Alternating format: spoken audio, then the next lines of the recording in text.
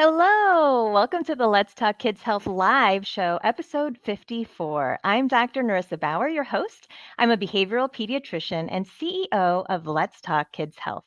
As you know, the concept of this show is to share information about behavioral health, parenting, and family wellness. Each week, I plan to bring you topics and guests to help me advance this mission so that we can all talk together. Now, let us know that you're here by commenting, asking questions, and liking at any time. And in a little bit, your questions will be asked to my guests.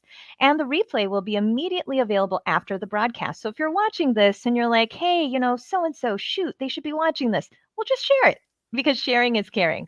And if you don't want to miss future episodes or maybe check out the past ones, subscribe to my YouTube channel, Narissa Bauer MD, and follow my blog Facebook page, Let's Talk Kids Health, and join my free parenting discussion group. Now, on to this week's guest, a very special friend, Dr. Diana Mercado-Marmarosh. She is a family medicine physician who works at a clinic, a hospital, and a nursing home. She is happily married and has a 3-year-old daughter and 4-year-old son. She's busy. She's also the founder of OverAchieve Life Coaching, a company designed to help physicians and medical students create systems that are so simple that even someone with ADHD can implement them to support their own zone of genius. She enjoys travel, painting, Zumba, yoga, Nidra meditation, and exploring different cultures. So, welcome to the show, Dr. Diana. So good to have you. Thank you. I'm so excited to be here today. And I have to say this, but happy birthday. It is your birthday. And the fact that you came on today is so special. Thank you so much.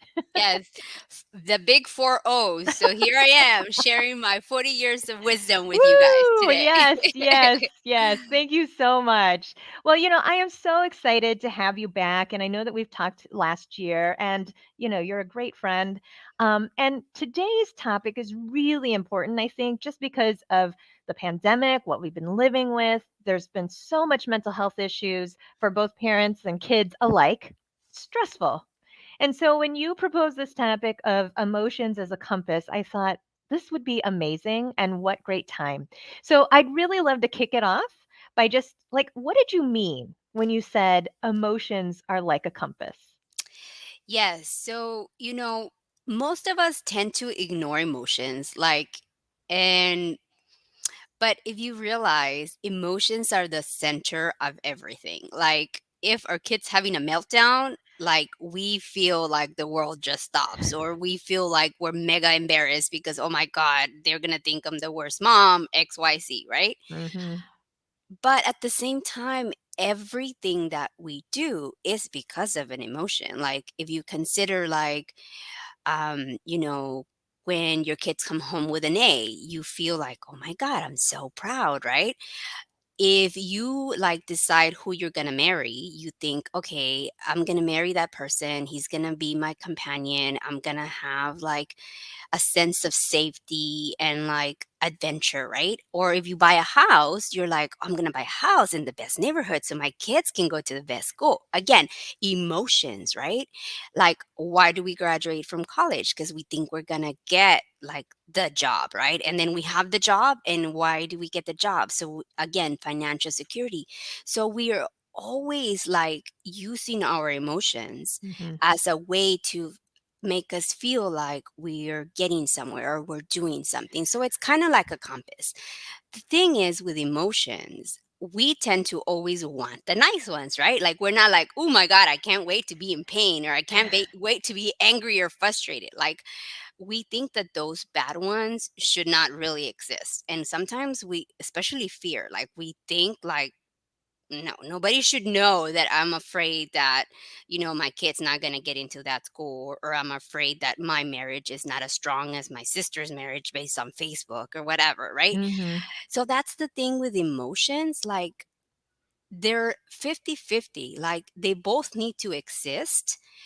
Like for us to understand pain, we have to understand happiness and vice versa. Because how do we know that something makes us angry or sad if we have never experienced joy or peacefulness, right? Right. And so emotions means we're alive. Emotions means that we have the capacity to use them as a compass because they're really just vibrations in our bodies. They're just letting us know that whatever is happening in our environment can be good or bad. They're meant to keep us safe. Hmm. Sometimes even fear, even though our brain's telling us don't do that, you're going to look like a dummy or you're too slow or whatever it is, like it's trying to keep you safe from a possible fear. The thing is that sometimes that fear or those thoughts, like we take them to heart. We take them to mean that it must be true, right? But our brain gives us like 40 to 60,000 thoughts a day, and some of them are opinions. And even those emotions can be opinions, and Yeah. we do not realize that. And so sometimes like we don't realize that fear can actually be excitement because it's something new that we haven't done yet, and our brain keeps looking for like, well, have I done that before? No, I haven't. I'm gonna mess that up. But the thing is, how do you know? What if you do really well? If you don't Hmm. give it a chance, you don't know. So that's what I mean, that emotions can be a compass. Hmm. Emotions can be a way for us to gauge our environment, but not like make it be 100%. Like if it feels great, well, keep going. If it Yeah. feels bad, well, ask yourself, why am I feeling bad? Is there really a threat? Like, or am I just tired? Maybe I'm just tired and I'm over blowing stuff out of proportion, right? Hmm. And so with ADHD, it's particularly important to pay attention to our emotions because we're funny creatures. If you ask me a question today, I might answer you based on how I'm feeling today. If you ask me the same question tomorrow, I might answer you based on what I'm thinking tomorrow, not feeling. And so you could easily see why sometimes that can be confusing to people around us who don't have ADHD, and they're trying to figure us out, and they're like, but you said yesterday based on how you were this is what you thought about it. And I was like, yeah, that was yesterday. Today's today, right? And so that gets confusing, Yes. right? Yes. And so understanding that about yourself, or understanding that if you have a partner who has ADHD or a kid who has ADHD, and not taking it to heart, if they give you a different answer for the same question that you asked, might be an awareness, right?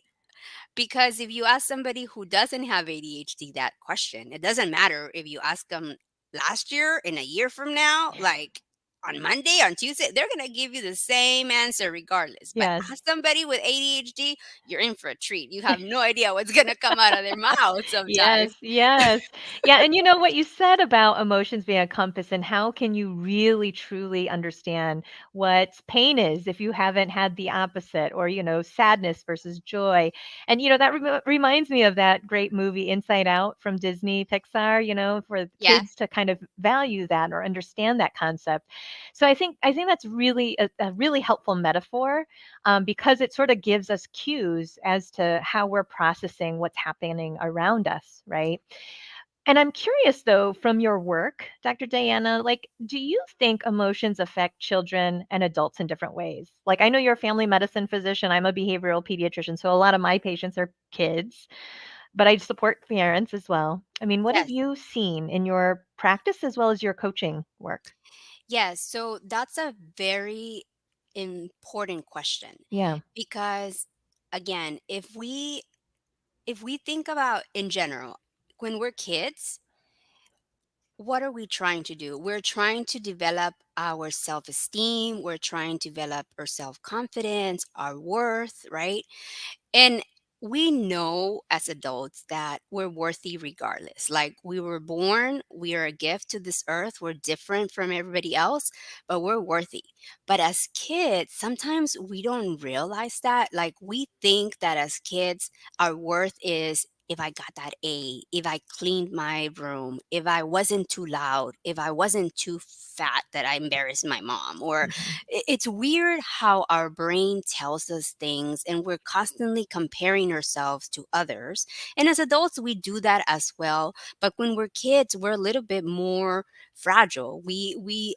gauge like our happiness, and we think it's outside of us. We think that if my mom is happy today, and then I'm happy. If I got my A, then I'm worthy, then she'll love me more, or she'll spend more time with me. And so we don't realize that when we become adults, we carry those same thoughts. Sometimes we can Mm, become what is called like still be living in childhood emotion period, thinking that it's our boss's job or husband's job to make us happy. And if they don't make us happy, it's their fault because they should know what we should do. But when you're an adult, you quickly realize no, it's your own job to make you happy, for you to know what you want out of life. What are your goals? What are your values? Are you living in direct correlation with that? Like if you say the most important thing is for me to pick up my kids at 3:30, well, what did you do throughout the day to make sure that you were available at 3:15 to be driving to be there at 3:30? Like you have that possibility, right? If you say that that's the most important thing, how did you take the steps to get there? mm, So in adult, we have the ability most of the time to have that space to see, okay, well, what can I do differently to change this, right? And the thing is that we also tend to think that as worrying, the more that we worry, the more that we can control things. The thing is, the brain does not know if something has happened or not. So if you're somebody who tries to worry about X, Y, Z, all you're doing is like getting your adrenaline going, getting your cortisol going, and you're not really gonna have 100 solutions. Now, I'm not saying to be nitty willy and just like, well, let life happen, right? I'm not saying that. But when you put yourself in a situation or you arrive at a situation because it happens, then you will then take steps to solve that situation because you're in it. But if you mm, haven't even arrived to that situation and you're thinking of 10,000 things, you're just getting yourself worked up for no reason. It's the same concept when we're dreaming about what do I want out of my life? How do I want to design it? If I want to go on vacation, you haven't even gone on vacation, but your brain is releasing oxybutynin and serotonin and norepinephrine, the good feel hormones of planning of a possibility of something good. Again, I talk about good and bad, but at the end of the day, we shouldn't see emotions as good and bad because it's appropriate to have all emotions. Like if you had your puppy pass away or if you had your family member pass away, it's normal to feel sad and grieve, right? And be in pain. right. It's not appropriate to feel like, ooh, this is exciting, right? Like again, everybody has different ways of seeing things. For some people, somebody passing away could actually be peaceful because they have seen them suffering and XYZ, right? Hmm. But again, emotions, you need to see them as a compass. And why do I say if there's a difference with the adults and children? Well, in here in the US, we don't talk about emotional dysregulation too much, but it is associated with ADHD. And in Europe, um, they actually use it as one of the 6 criteria to diagnose ADHD and emotional dysregulation. Why do we say that? Okay, so you probably see it a lot in the kids, and maybe it happens to you if you have ADHD. All of a sudden, like something tiny, you don't even know what did it, like triggers you, and all of a sudden you just blew up out of nowhere, right? And Hmm. it could be that maybe you had one too many external stimuli at once, like you're trying to cook, and then your husband comes in, and then the phone rings, and you're just like, what do you want from me? And you blow up without even realizing that you didn't have that second to like pause and reevaluate the situation, and you got too much stimuli. Or like if you're asking the kid to put on the shoes and put on the socks and hurry up and we're late, and like it's too many directions all at once, they like freak out. They're not meaning to. Again, it's too much. And so in a kids, you have up to 70% of this emotional dysregulation. In adults, because we tend to maybe do some meditation and yoga or different things, it tend to be a little bit lower, 30%, but it still exists. So Hmm. when we talk about emotional dysregulation, we're talking about not having that 2-second pause that in the area of the brain from the amygdala to the prefrontal cortex, where people without ADHD have that 2-second pause. That's why they don't freak out as much. They do eventually, but not to the extent that we do. And it's weird because for us, like, it could happen out of nowhere, and then like 2 minutes later you're just like peachy, and they're like, are they bipolar? Like, they're looking at you weird, but it's like, well, what? It just happened, right? Yeah. And so in the 90s they were actually diagnosing people with ADHD as bipolar. The kids that were having tantrums, like, they would call them manic because of these tantrums, and they didn't realize it was emotional dysregulation. Now they're learning a little bit more, but like, at some point they called ADHD like the angry man syndrome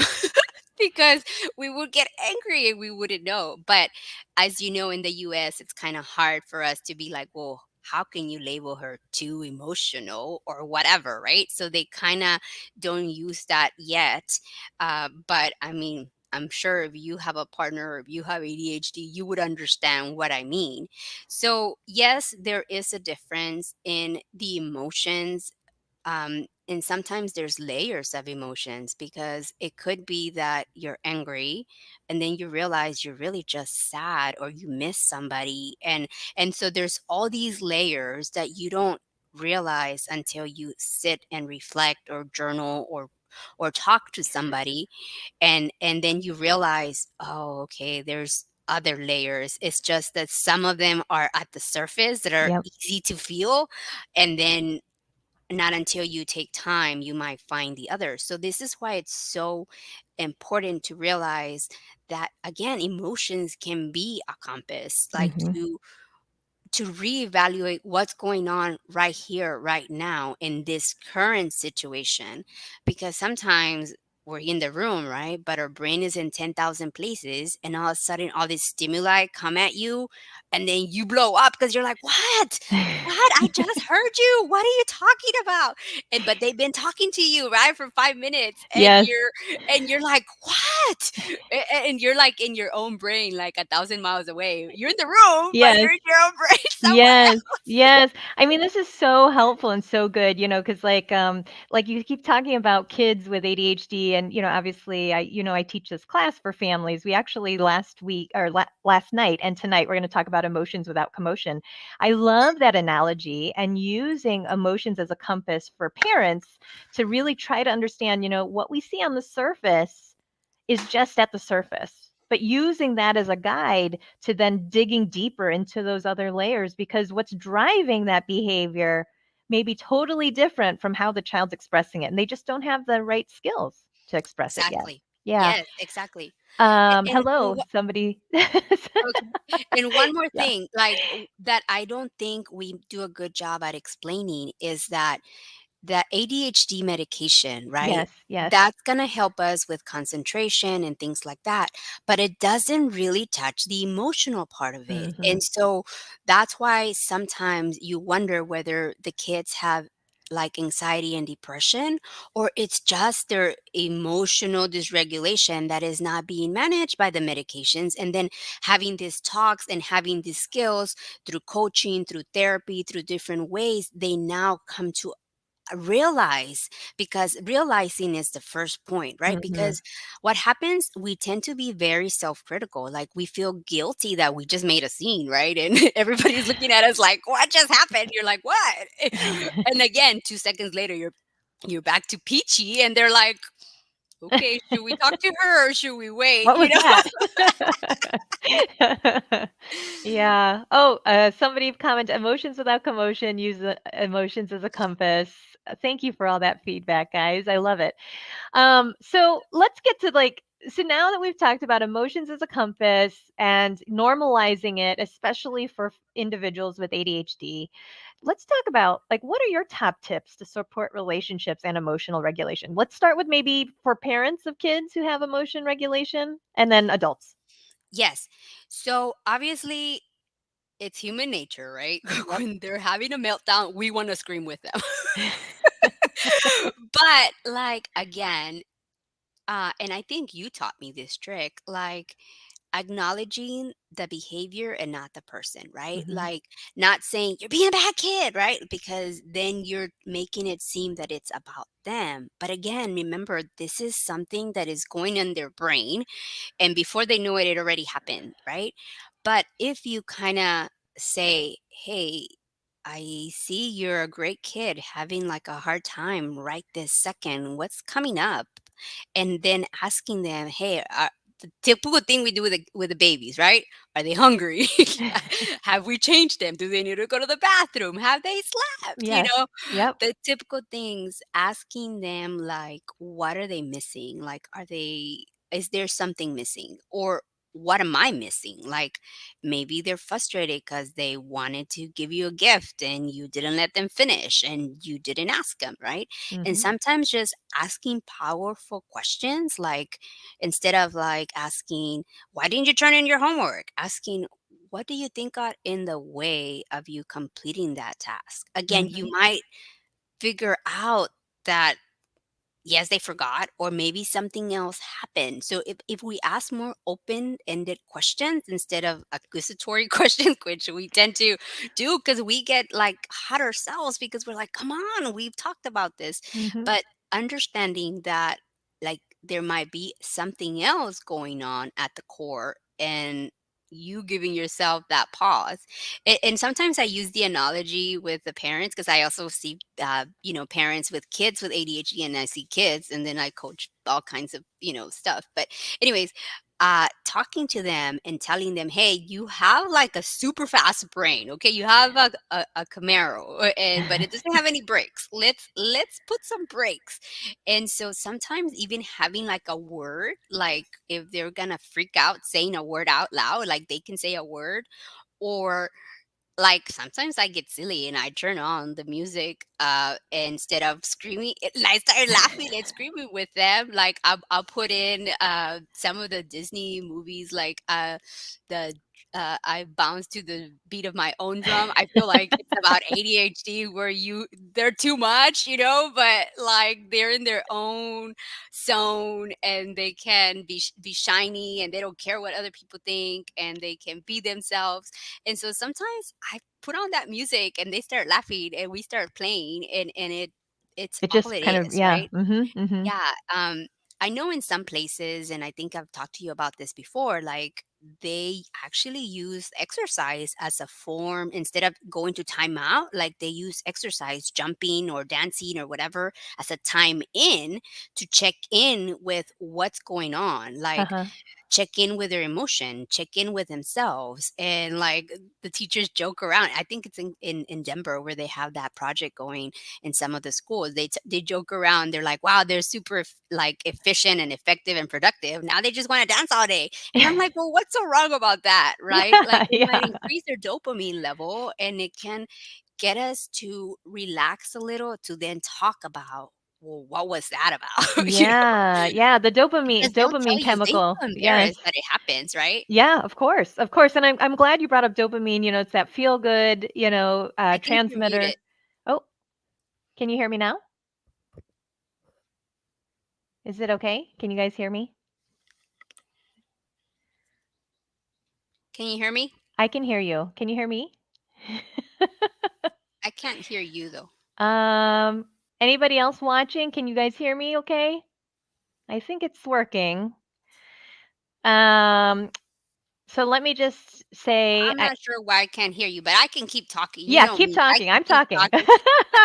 Isolate the emotion from the So, person. yeah, What do so they I need? think Mhm. just Thank separating you. that out, it doesn't make okay, somebody can hear us. Yeah. Good. They can hear us. I don't know why I can't hear you, but I think separating that out is so important because then you don't make it mean anything and you give yourself that space to have a discussion after the fact. Yep. And then if bonus is when we start to get them to tell you because it's human nature to want to scream back when they're screaming, right? Because you feel like screaming at each other is going to make it better. But when we ourselves, like the tips that have helped me is, it sounds silly, but count to 10. Or if I'm really going Mhm. to lose it, I tell them I'll be right back. I have to go to the restroom. And I go do like a 2 or 3 minute like meditation, like a micro meditation, or even just breathing. Like on Headspace, they have the Headspace for like a 60-second breaths, like Mhm. doing that. Tapping solution has been so good for me because I don't know if it's the fact that you're actively like doing different things, like, at different channels in the that gets you out of your head because you're not so focused on what you're not supposed to be focusing on, but Yep. just hearing the thoughts and following the directions. So tapping has been a way for me to manage my emotions. It sounds crazy, but I think I've spent like 600 hours in the last year. I mean, you could imagine with COVID and what kind of emotion that arises on people, fear, anger. I mean, because obviously when we went into it, like as a physician, like you never thought, oh, I'm gonna bring this and put my family at risk, that I might get them sick, right? And so you get frustrated saying like, oh my god, this and that, but at the end of the day, we're all trying our best. And so Uh-huh. that's what's important, realizing, going back to the emotion, that everybody wakes up with, how can I do my best today? How can I support my family? How can I support myself? How can I support my community, right? If we go back again using those emotions as our compass, does it feel good to say yes to this? If it does, do it. Am I doing it obligation? Say no. Because if you say yes to something that you're doing it because what if, blah, blah, blah, you're going to be there, you're going to be resentful.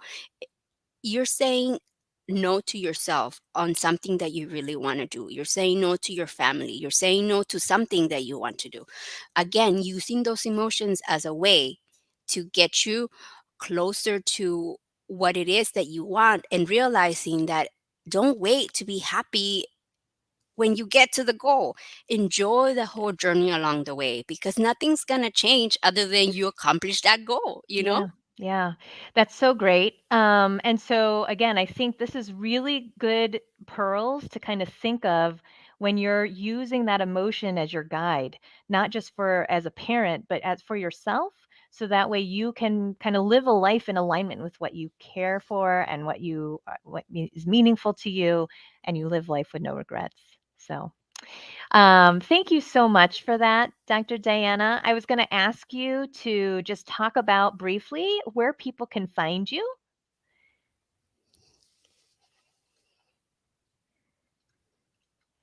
Oh, I think we're still having some fun.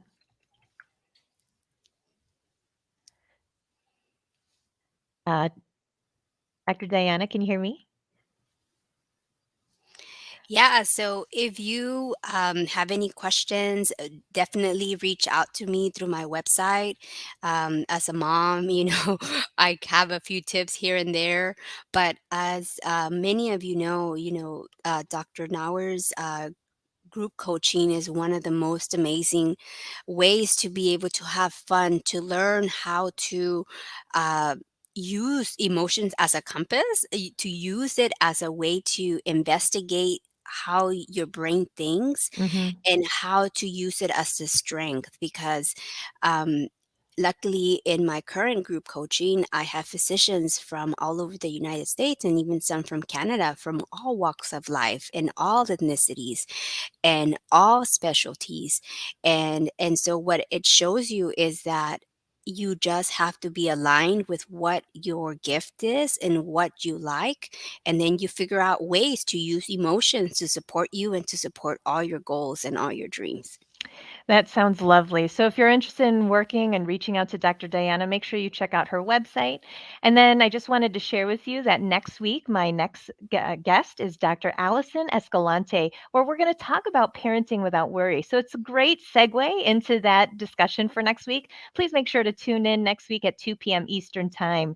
And if you know anybody else who would be a great guest, or you want to hear about a different topic, feel free to reach out to me by email at drnarissa at let's letstalkkidshealth.org, or reach out on any of my social media platforms. Send me a direct message or whatever. You can always reach me there. I'd love to hear from you.